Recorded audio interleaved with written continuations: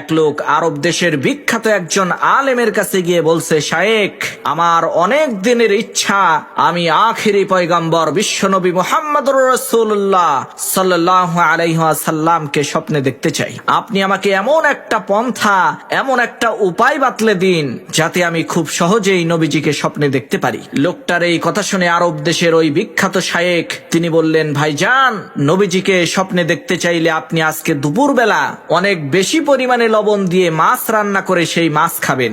এরপর ঠিক একই ভাবে রাতের বেলাও অনেক বেশি পরিমাণে লবণ দিয়ে মাছ খাবেন, কিন্তু শর্ত হচ্ছে এই লবণ দিয়ে মাছ খাওয়ার পর আপনি কোনো পানি পান করতে পারবেন না। এই শর্তটা পালন করতে পারলেই ইনশাআল্লাহ আপনি নবীজিকে স্বপ্নে দেখতে পারবেন।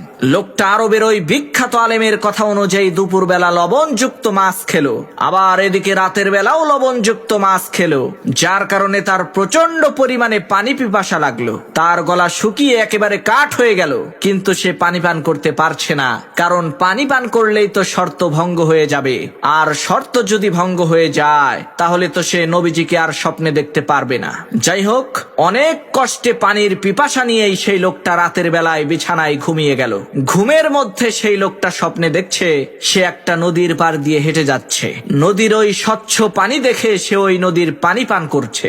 একটু পর আবার সে স্বপ্নে দেখলো আকাশ থেকে বৃষ্টি পড়ছে, সে ওই বৃষ্টির পানি পান করছে। একটু পর আবার সে স্বপ্নে দেখলো সে কল থেকে পানি পান করছে।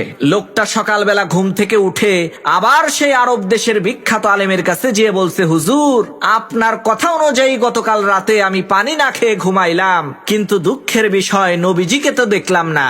সারা রাত ভরে দেখলাম আমি বিভিন্ন জায়গা থেকে পানি পান করছি। তখন সেই বিখ্যাত আলেম বললেন, ভাইজান, আপনি পানির পিপাসা নিয়ে ঘুমিয়ে যদি পানি পান করা দেখতে পারেন, তাহলে আল্লাহর নবীর ভালোবাসার পিপাসা নিয়ে ঘুমাইয়া দেখেন না, অবশ্যই আপনি নবীজিকে দেখতে পারবেন।